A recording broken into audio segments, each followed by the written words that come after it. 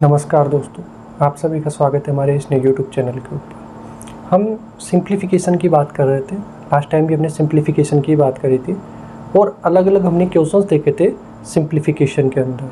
ठीक है, तो सिंप्लीफिकेशन में हमने अलग अलग क्वेश्चंस देखे, उनकी अप्रोच देखी, वो सब चीज़ें हमने सिंप्लीफिकेशन में देखा था। आज ही हमारा शायद मे बी सिंप्लीफिकेशन का लास्ट वीडियो होगा। इसके बाद में हम हमारा DI डाटा इंटरप्रिटेशन शुरू कर देंगे। तो अब हमारे को जो आपको नेक्स्ट जो वीडियोस मिलेंगे वो DI के ऊपर मिलेंगे। ठीक है, तो अभी हम आज ये शायद हमारा लास्ट हमारा वीडियो होगा सिंप्लीफिकेशन पे। दूसरी चीज़ ये है कि अप्रोक्सीमेशन, क्योंकि आजकल जो क्वेश्चंस आते हैं, बैंक हो, SSC हो, रेलवे हो, ठीक है, कोई भी आप एग्ज़ाम दो, रीट दो, तो उसमें आपके आजकल कुछ इस तरीके से क्वेश्चन आते हैं। ध्यान दीजिएगा, अब नॉर्मल सीधे सीधे क्वेश्चन नहीं आते कि आपको मल्टीप्लाई करवाना है उसको, या ऐड करवाना है, सब्सट्रैक्ट करवाना है। ठीक है, बोर्ड मास रूल कोई है तो वो लगा देना है। ठीक है, वो सब चीज़ें अब आजकल थोड़ी कम आ रही हैं। इस टाइप की क्वेश्चन, देखो बोर्ड मास तो इसमें भी लगेगा, बट ये अब थोड़े पॉइंटों में। इसको बोलते हैं हमारा अप्रॉक्सीमेशन मेथड, जिसका हमने एक दो जो क्वेश्चन था हमने लास्ट वीडियो में भी कर लिया था।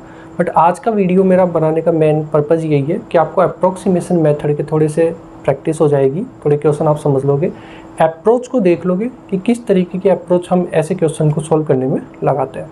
तो आपको एक आइडिया, एक ओवरव्यू मिल जाएगा कि आपको इस तरीके से कोई क्वेश्चन आता है तो आपको किस तरीके से उसको सॉल्व करना है।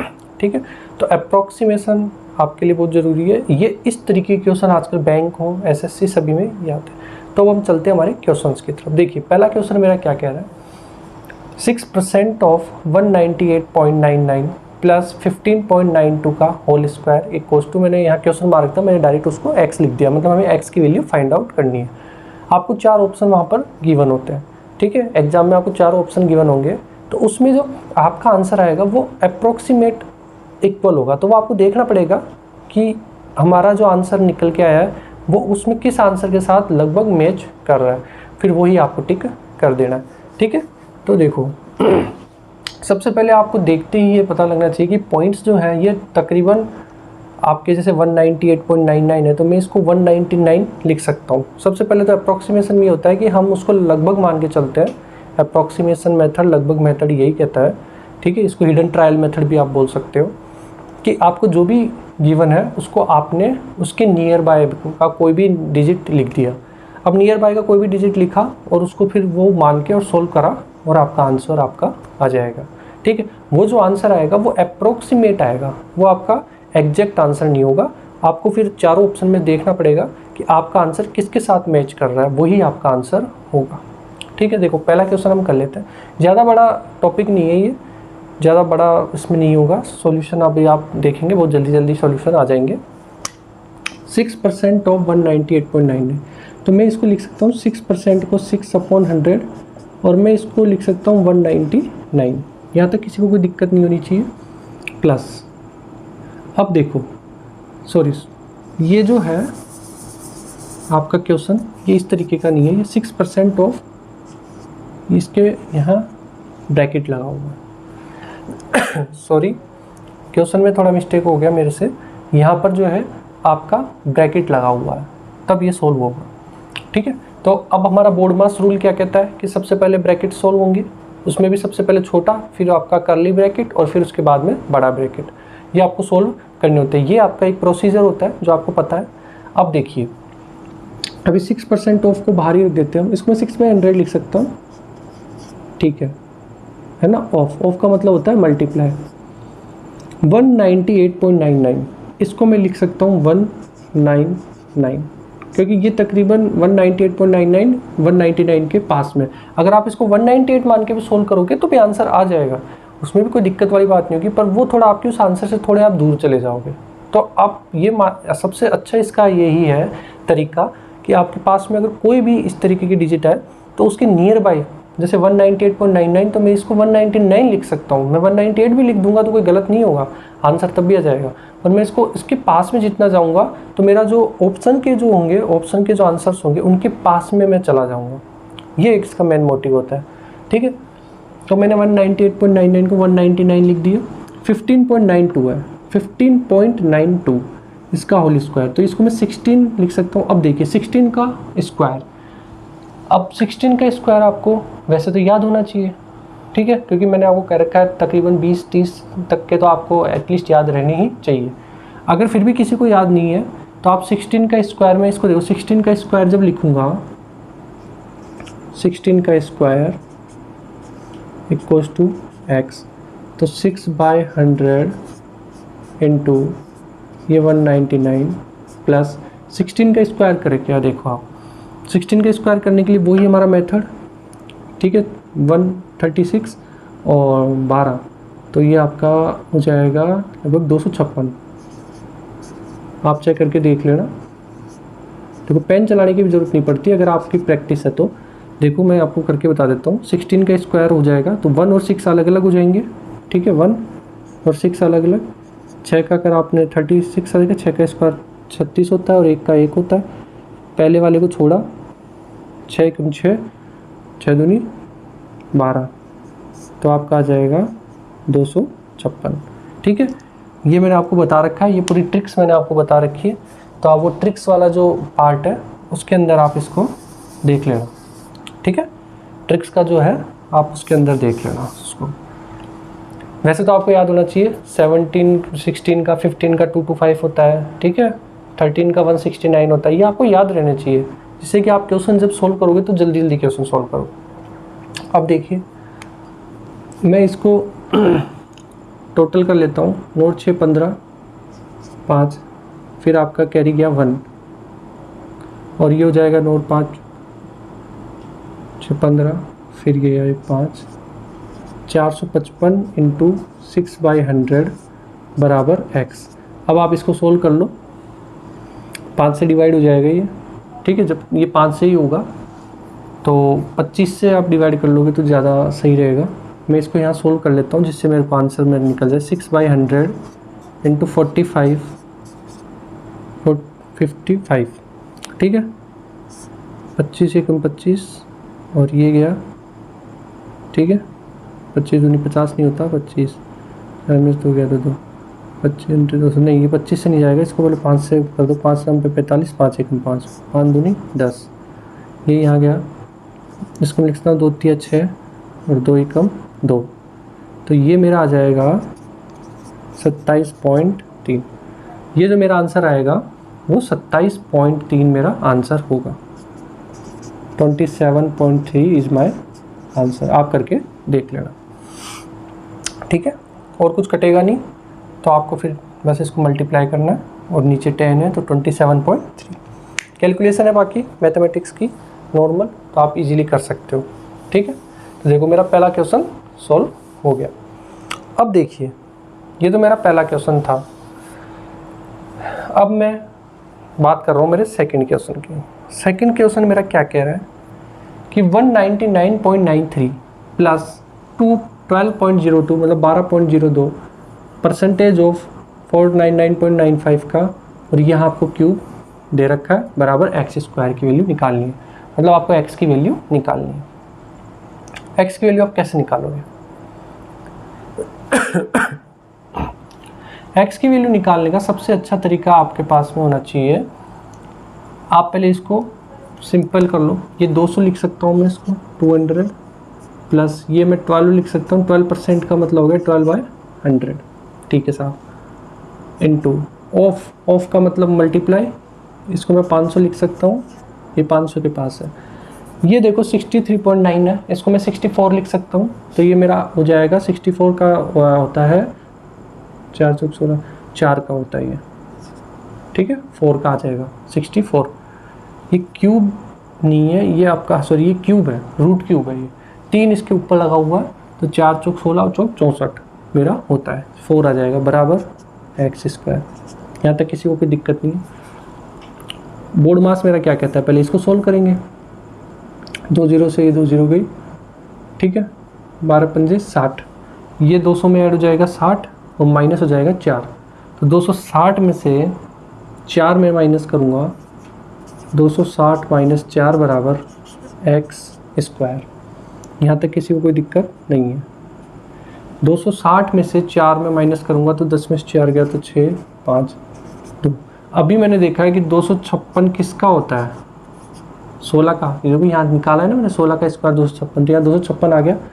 तो x की वैल्यू आपकी कितनी आ गई, बराबर आपकी आ जाएगी 256 16, x = 16 इसका आंसर।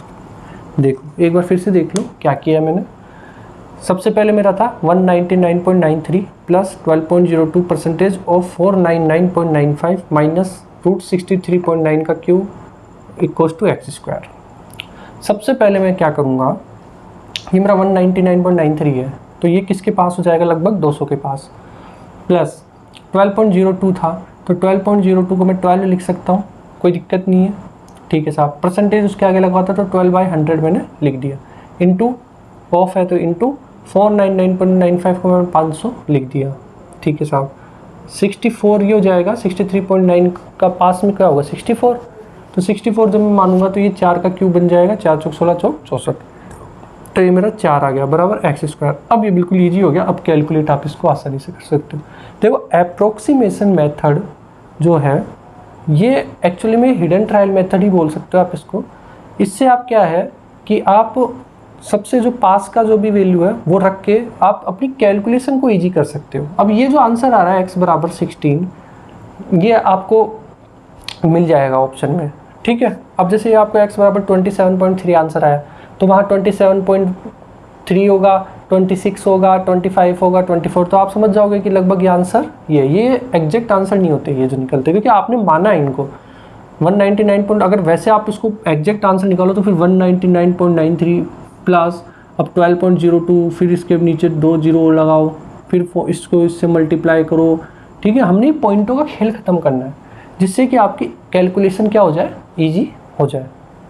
यहाँ तक किसी को कोई दिक्कत नहीं है, ठीक है। तो हमारा काम यही था अप्रोक्सीमेशन मेथड में कि आपका जो ये पॉइंट्स हैं ये हट जाए और आपका थोड़ा सा क्वेश्चन जो है इजी हो जाए, जिससे कि आपको कैलकुलेट करने में आसानी हो और आपका आंसर भी जल्दी आ जाए, ठीक है।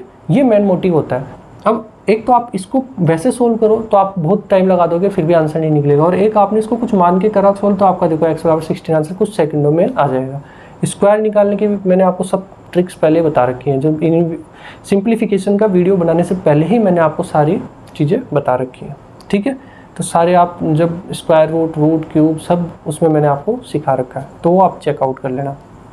अब देखो नेक्स्ट क्वेश्चन मेरा क्या कहता है। नेक्स्ट क्वेश्चन मेरा ये है, अब देखो अब आप खुद सोचो कि 11.98 है तो मैं इसको 112 लिख सकता हूँ इंटू 5, ठीक है साहब, ब्रैकेट लगा दो।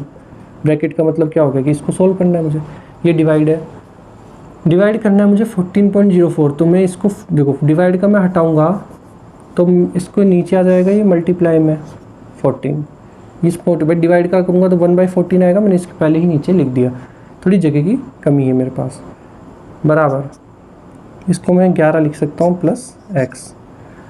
अब देखो मेरे को ये कटता हुआ दिख रहा है, 2 पंजे 10, ठीक है, फिर 1 गया, 2 छक्के 12, 2 सत्ते 14, 8 2 7 56, तो ये 8 पंजे 40, 40 में से आपका 11 माइनस हो जाएगा, तो x बराबर 40 में से 11 गया तो ये आपका हो जाएगा 10 में से 1 गया तो 9, 3 में से 1 गया तो 2, तो 29, तो आपका x बराबर आ जाएगा 29। अब ये आपको ऑप्शन में कैसे दिखेगा मैं ये भी बता देता हूँ। ऑप्शन में आपको ऐसे दिखेगा कि आपका है 29, अब वहाँ पर आंसर होंगे 28.8, ठीक है, हो सकता है 27, 26, 20, 30, तो आपका अब 28.8 अगर है तो मतलब आपका निकला है 29, तो उसके आसपास की दोनों तरफ देखोगे आप, थोड़ा कम करके भी देखोगे उसके आसपास और या थोड़ा ज़्यादा करके देखोगे तो आपको एक आंसर ही मिलेगा, ये बिल्कुल श्योर है। तो आपका आंसर आ जाएगा 29। इस तरीके से वहाँ पर आंसर को भी देखना आना चाहिए आपको। आपको अप्रोक्सीमेशन तो आपने कर लिया, पर अगर आप आंसर नहीं देख पा रहे हो, देखो आजकल कोई भी एग्ज़ाम है ना तो उसमें आंसर भी सीधे सीधे नहीं देते। जैसे मान लीजिए अगर कोई आ गया 25 किसी का आंसर आ रहा है तो वहाँ ऐसा नहीं लिखा होगा आपको 25 मल्टीपल ऑफ 5, तब आपके दिमाग में ये स्ट्राइक करनी चाहिए कि जो मेरा 25 आंसर है ये मल्टीपल है 5 का, मतलब ये 5 का गुना है। तो आपको इस तरीके से आंसर वहाँ पर अब आजकल मिला करेंगे। जो आपकी लेटेस्ट पैटर्न की शीट्स हैं वो आप सोल्व करना, तो आपको पता लग जाएगा कि किस तरीके से आजकल आंसर भी हमारे को देखना पड़ता है। ठीक है, तो इसका आंसर आपने निकाल लिया और आंसर आपको देखना ही नहीं आता तो ये भी आपके लिए बहुत बड़ी प्रॉब्लम हो जाएगी। तो आंसर भी आपको देख करके आना चाहिए। ठीक है साहब, अब मैं मेरे नेक्स्ट क्वेश्चन की तरफ चलता हूँ। अब देखो फिर बाद में अगर मैं इनके आसपास वैल्यू पहुँचता हूँ फिर तो कैलकुलेशन बहुत ईजी है, आप एक एक लाइन में देख लीजिए सोल्व हो जाते हैं क्वेश्चन, फिर कोई दिक्कत नहीं होती। वैसे अगर आप करने बैठोगे तो बहुत टाइम लग जाएगा। ठीक है, ये 324.98 तो मैं इसको 325 लिख सकता हूँ गुना, ये 15 पॉइंट है तो इसको मैं 16 लिख सकता हूँ, डिवाइड है, डिवाइड को मैं मल्टीप्लाई में ले गया तो ये नीचे चला जाएगा 4। ठीक है, प्लस ये 36.91 है तो मैं इसको 37 लिख सकता हूँ बराबर x। देखो 4 से मेरा 4 गया। ठीक है, अब मैं इसको मल्टीप्लाई कर लूँगा, 5 चौक 20 की 0 हासिल 2, 4 दूनी 8, 2 10 की 0 हासिल 1, 4 ती 12 और 1 13, 1300 प्लस आपका ये 37। ठीक है, तो आपका आ जाएगा 1337 आंसर। x बराबर 1337।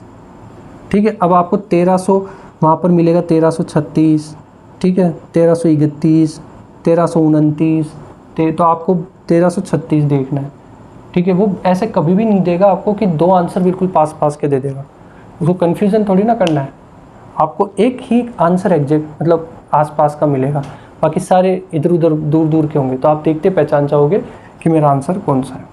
ठीक है, ये मेरा लास्ट क्वेश्चन है, वो मैं कर लेता हूँ। उसके बाद मेरा आज का सिंप्लीफिकेशन का जो पूरा टॉपिक है ये ख़त्म हो जाएगा। वैसे कोई टॉपिक ख़त्म होता नहीं है, बहुत सारे और भी पैटर्न्स होंगे, तो और अगर कोई पैटर्न्स मुझे पता लगते रहेंगे तो मैं आपको बीच बीच में भी करवाता रहूँगा। ठीक है, मोस्टली यही पैटर्न बनते हैं। तो मोस्टली जो पैटर्न्स बनते हैं, देखो आपको सबसे ज़्यादा इम्पोर्टेंट चीज़ है कि एक क्वेश्चन, सारे क्वेश्चन अलग अलग तरीके के आपके होने चाहिए प्रैक्टिस के लिए। फिर जब प्रैक्टिस करो तो वो फिर एक तरीके के बहुत सारे क्वेश्चन करो आप, तो सारे तरीक़ों के जो पैटर्न के क्वेश्चन आपको बहुत सारे सोल्व करने हैं, जिससे कि आपकी प्रैक्टिस अच्छी हो जाए। अब देखो मेरा लास्ट क्वेश्चन, ठीक है, फिर उसके बाद हमारा सिंप्लीफिकेशन ओवर होता है। ये डिवाइड है तो मतलब x इसके डिवाइड में है, तो मैं 312 को 0.07 है तो मैं इसको लगभग 312 लिख सकता हूँ अपॉन x, प्लस ये 13 का स्क्वायर है भाई, 12.95 कितना होता है 13, 13 का स्क्वायर कितना होता है 169। नहीं आता, नहीं याद, अपना मेथड लगा लो और उससे निकाल लो, पर आपको याद होना चाहिए। ये 12.04 तो मैं इसको लिख सकता हूँ 20 अपॉन 100, 12.04 था तो 20 अपॉन 100 इंटू 909.95 है तो मैं इसको 910 लिख सकता हूँ। अब देखो मेरा आंसर, अब देखो बहुत ईजी हो गया, एक जीरो से ये जीरो, ये जीरो से ये जीरो गया। ठीक है साहब, 312 अपॉन x बराबर ये हो जाएगा 2 एकम 2 9 दूनी 18, 18 में से 169 आप माइनस कर दो। ठीक है, तो ये हो जाएगा आपका 312 और 7 में से 6 गया तो हो जाएगा 1। ठीक है, 13। अब ये 13 इधर आ जाएगा x, तो 13x बराबर 312, तो मैं x बराबर 312 बटा 13 लिख सकता हूँ। यहाँ तक किसी को कोई दिक्कत नहीं होनी चाहिए, क्योंकि x यहाँ इधर मल्टीप्लाई हो जाएगा 13 में, तो 13x बराबर 312, तो x बराबर 312 बटे 13।